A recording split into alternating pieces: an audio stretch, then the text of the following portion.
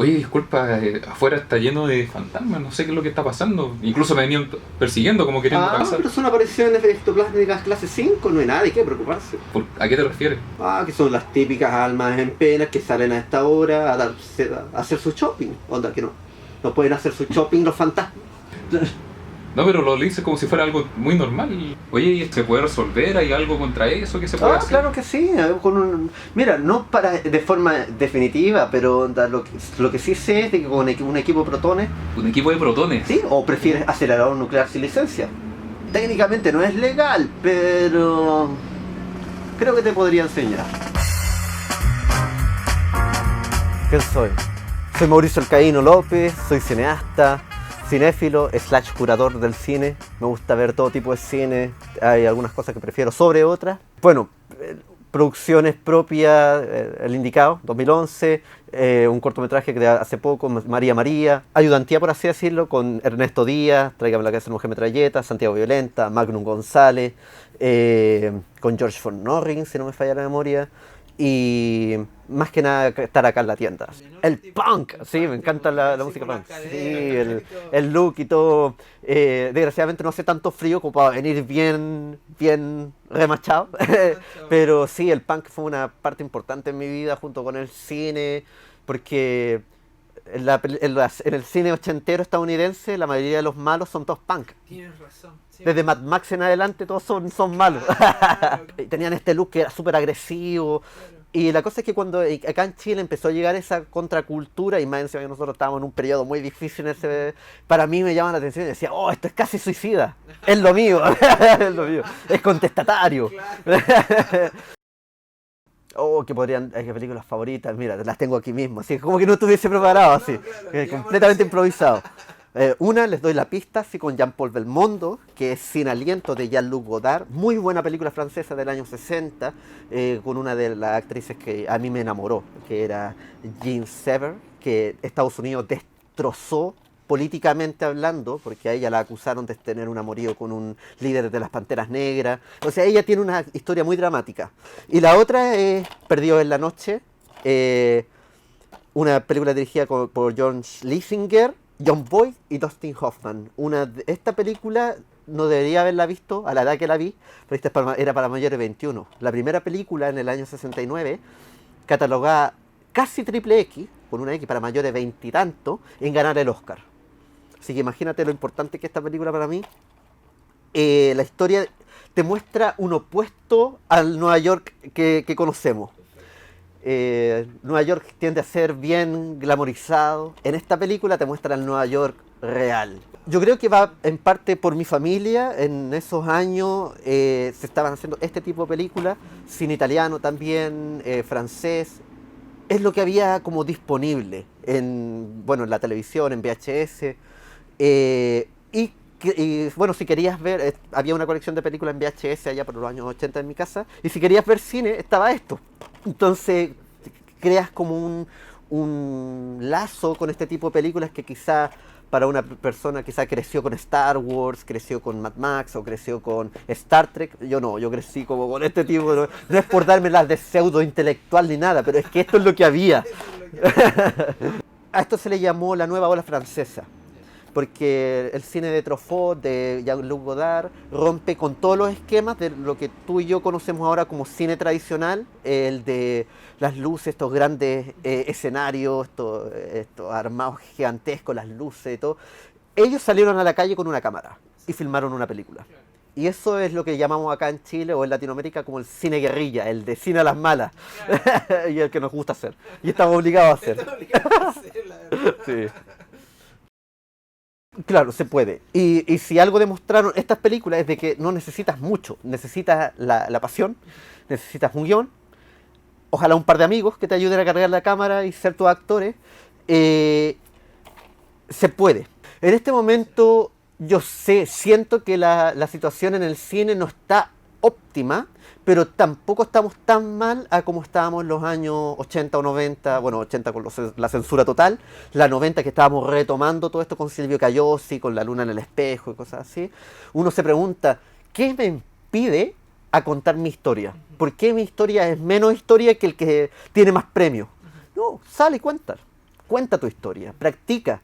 Nosotros desgraciadamente, porque ganamos el Oscar con Mujer Fantástica, decimos, sí, tenemos industria de cine, tenemos festivales propios, pero no son muy bien recibidos por el público chileno. Es como que afuera nos va mejor. Entonces no quisiera decir, dar el salto de decir, sí, tenemos industria aquí en Chile. Tenemos buenos cineastas en Chile. Que nuestro material sea para otros países y que no sea muy bien apreciado acá es diferente. Entonces invito a la gente a ver cine chileno. No cine chileno que está meramente en cine, pero vayan a la Cineteca Nacional. Tienen un catálogo enorme. Aquí tenemos películas. O pueden venir acá, o pueden conversar conmigo sobre qué película les sugiero. Claro. Eh, ¿Se puede vivir del cine acá en Chile? no, desgraciadamente. Ojalá. Me gustaría decir, sí, se puede, pero no. Hasta los directores más consagrados te dirán que no. Silvio Cayós, si me acuerdo que lo entrevistaron hace un par de años atrás, y le preguntaron exactamente lo mismo. ¿Se puede vivir de cine acá en Chile? Dice, cuando él comenzó a hacer cine, recibió más premios que plata. Entonces eso te dice todo. Si tú quieres ser cineasta aquí en Chile, tienes que pensar hacia afuera. Es por eso que yo en el 2011, cuando hice mi primera película de forma independiente, sin plata, sin apoyo de nadie, Una película. claro, una película. Largometraje. Claro, el indicado, The Right One, la hice en inglés, porque pensé en mandarla afuera. La mandé afuera, llegó a Francia, pude venderla en formato DVD, tanto para Estados Unidos, Tuvo un Europa. circuito comercial. Claro, la distribuí yo mismo. Y me sorprendí lo lejos que pude llegar. Y ahora, a lo que nos sitúa a que esté Sergio aquí. Uno de los protónicos, aquí en vivo y en directo con... No, en directo no. Voy a cortar eso.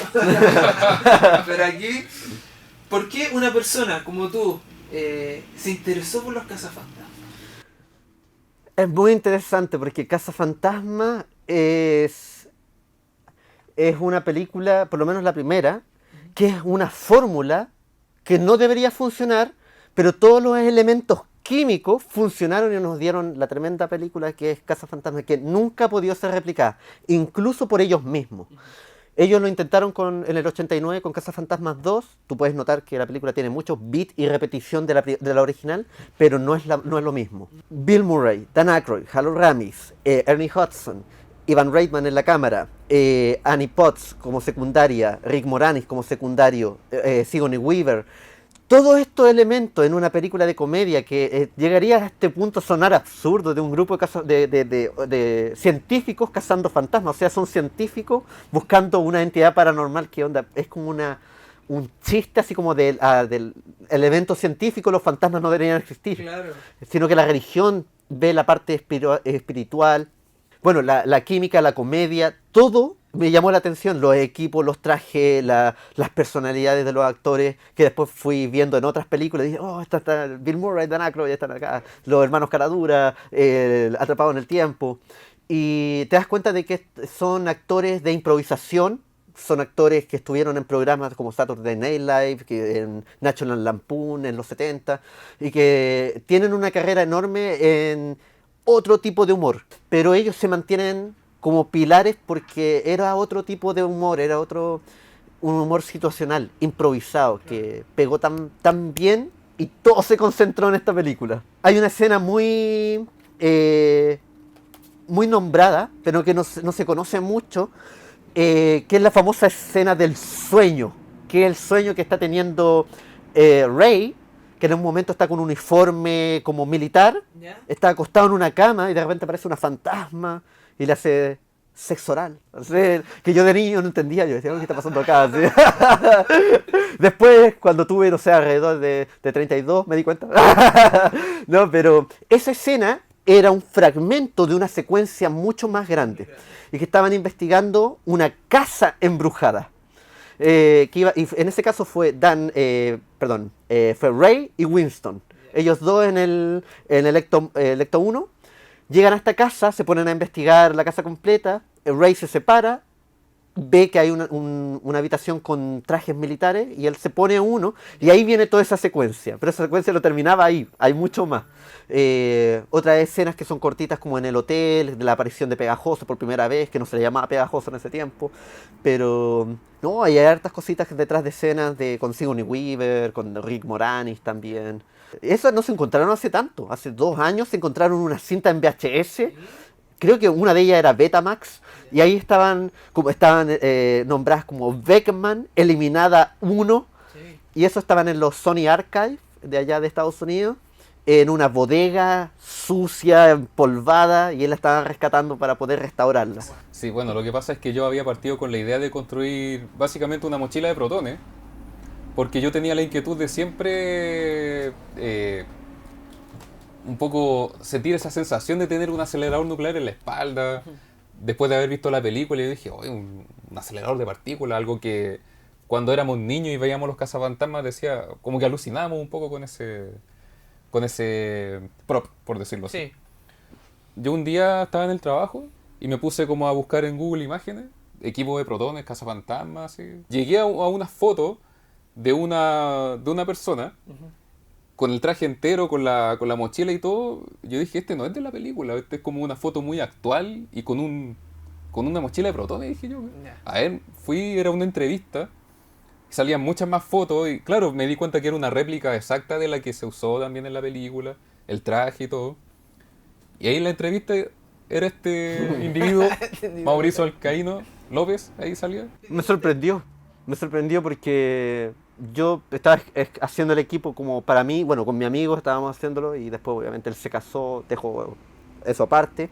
Entonces dije, ya, onda. Como tenía un canal de YouTube en ese tiempo, no sé si alguien lo habrá visto, hola soy Germán. No, era New Geek on the Block 77, donde compartía las cosas que hacía de cine y el traje de los cazafantasmas.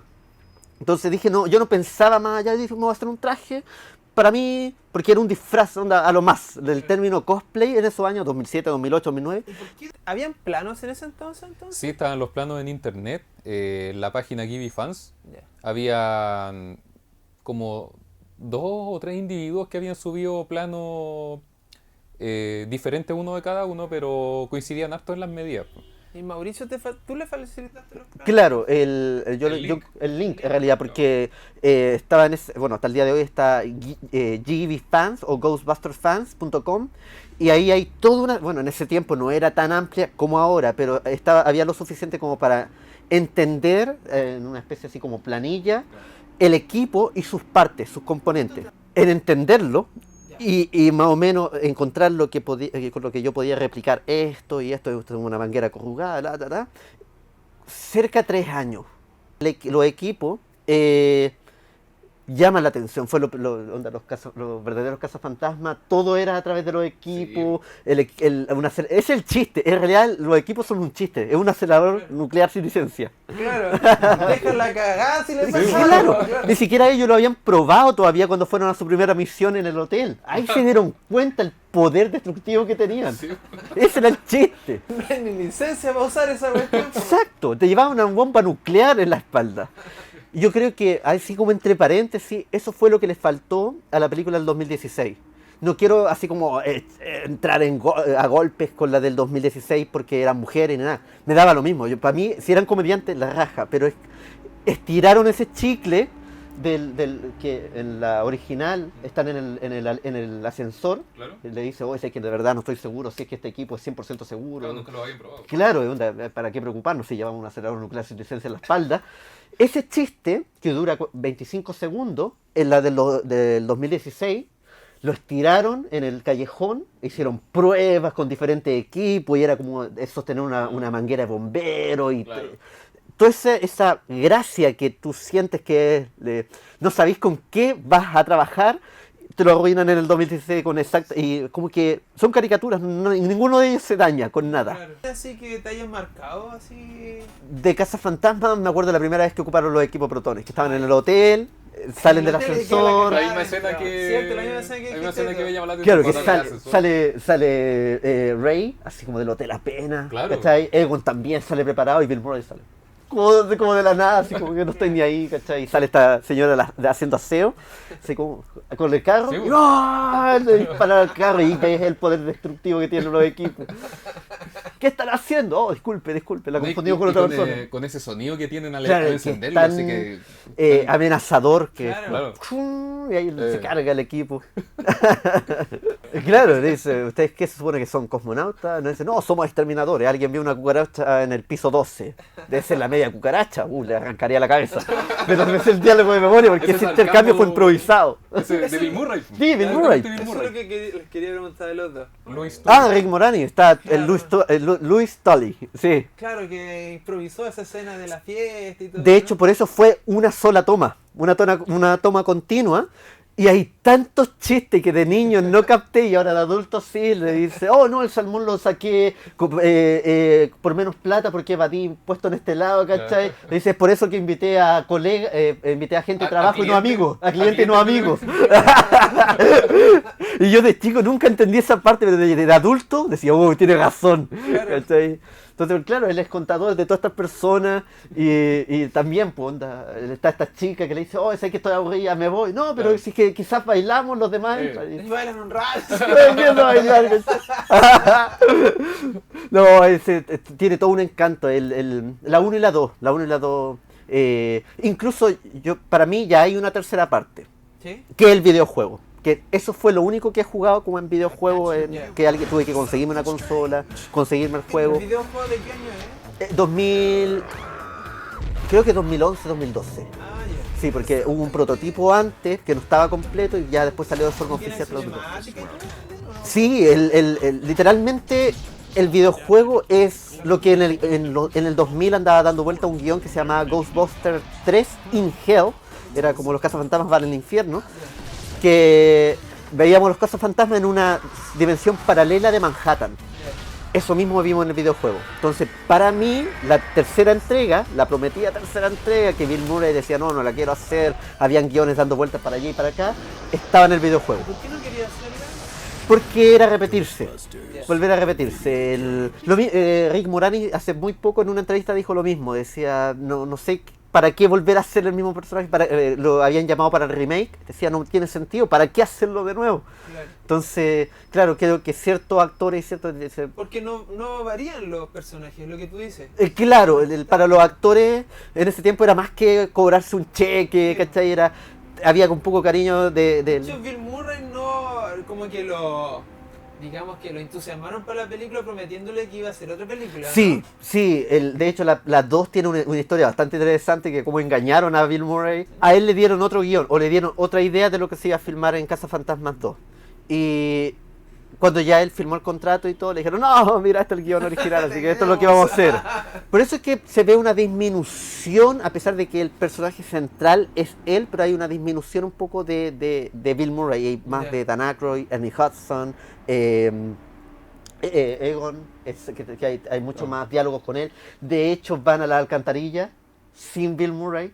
Sí. Entonces tú puedes ver de que hay como una especie de separación con el actor. En el 2007 le hicieron una entrevista a Bill Murray sobre una posible reunión para Cazafantasmas 3.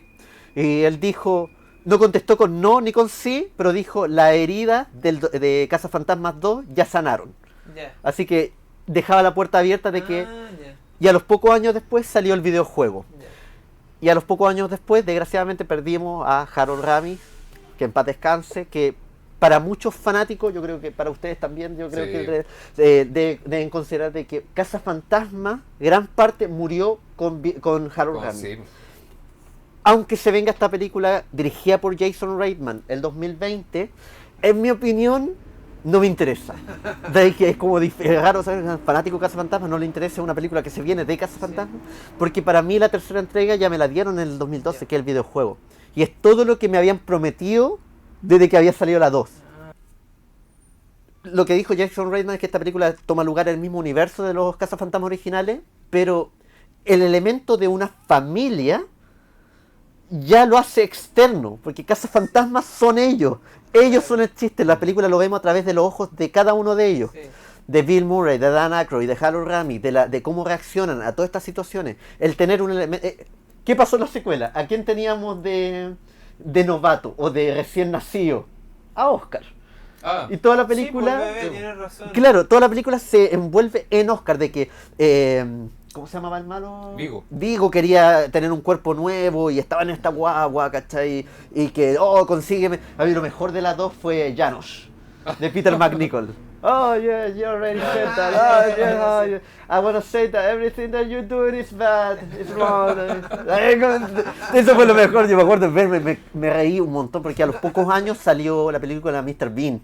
Y tenía a Peter McNichol. Ok. Entonces, ya, ¿qué pasó? Que veo una suerte de repetición, nuevamente. La familia, el elemento de familia, en esta película de 2020, que ya lo vimos en la del 2000, perdón, la del 89. claro, esa es la magia que tiene Cazafantasmas, que cada uno podemos ser un cazafantasma sin Exactamente. representar un personaje en especial. Claro. No es necesario que imites a uno, Claro. sino que puedes ser tú mismo y ser un cazafantasma. Y eso añade, y no resta, añade. Añade. Porque tu personalidad va mucho como enfrentas cada situación, si eres más asustadizo, si eres más valiente, Claro. si eres el músculo, si eres el cerebro, Claro. ¿cachai? ¿La animación qué te parece? Real Ghostbusters, Sí, lo verdadero, era lo más genial que había en los 80. Era tanto para niños como para adultos. Ahora, si tú ves la serie animada, lo ves con otros ojos. Es decir, lo que nos mostraban, éramos otra generación. Claro. Teníamos muy buenos dibujos animados en esa época. Cazafantasmas, Tortugas Ninja, Transformers, G.I. Joe. Sí, cierto. Oye, y lo que llama mucho la atención, a mí por ejemplo, que me queda la casa, es la música. O sea, es como un ícono así Sí. de los casos. La música, claro, Ray Parker Jr., sabes que ahí, a pesar de que hay algo medio, hay algún problema con Cazafantasmas, ¿cachai? Ray Parker Jr. creó este tema de los Cazafantasmas, pero él tenía el sample de una canción de Huey Lewis de Huey Lewis, claro, bien digo, y hubo una demanda por más de 30 años por quién era el dueño del sample. Es como, por ejemplo, no sé, yo hice esta portada y yo la veo y digo, onda, le voy a remover le voy a poner el 3 acá. ¿Cachai? Entonces yo lo saco primero al mercado, pero tú te basaste en este modelo. Entonces, como hay una batalla legal en de quién hizo hasta dónde, ¿cachai? Y efectivamente, si escuchas el tema de Huey Lewis, se parece mucho.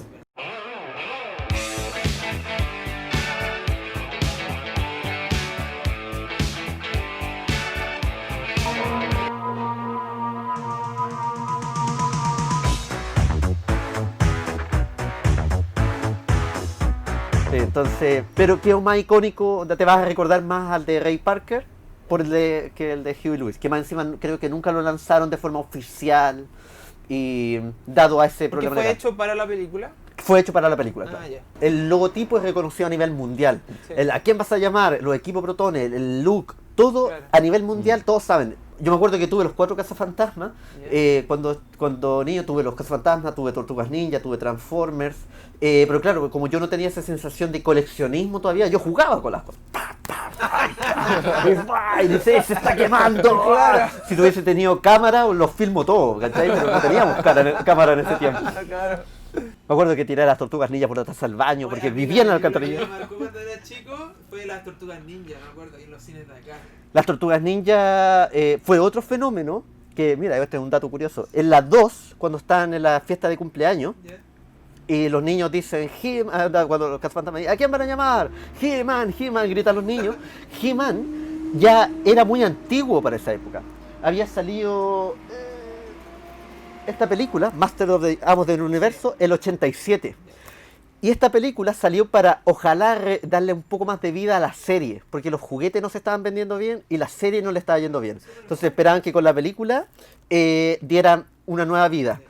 No fue así. Tortugas Ninja en el 89 apareció, dominó el mundo.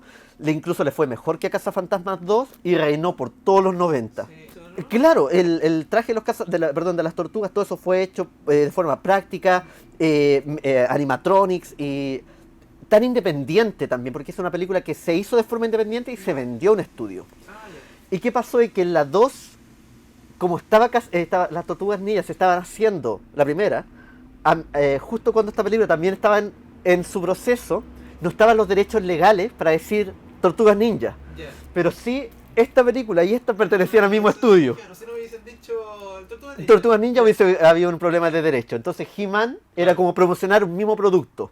Es como que Apple dijera iPhone, AirPods, Claro. ¿cachai? El mismo producto. Claro, porque al principio el primer boceto que había de los equipos protones era una vara que se ocupaba como un guante, que era el primer guión que se escribió, que lo escribió Dan Aykroyd, que eran como bomberos Ya. interdimensionales que se paseaban de dimensión en dimensión cazando todo tipo de fantasmas Ya, extraterrestres, y en vez de equipos tenían una vara, salía de un guante y capturaban fantasmas así. Ya.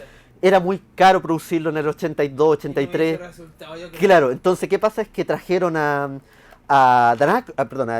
Harold Ramis, que era guionista y director en ese tiempo, y dijeron, mira, sería más sencillo si comenzamos esta historia como un comienzo de un negocio. ¿Cómo nos aventuramos en este negocio? Y ahí Cazafantasma 1 de historia.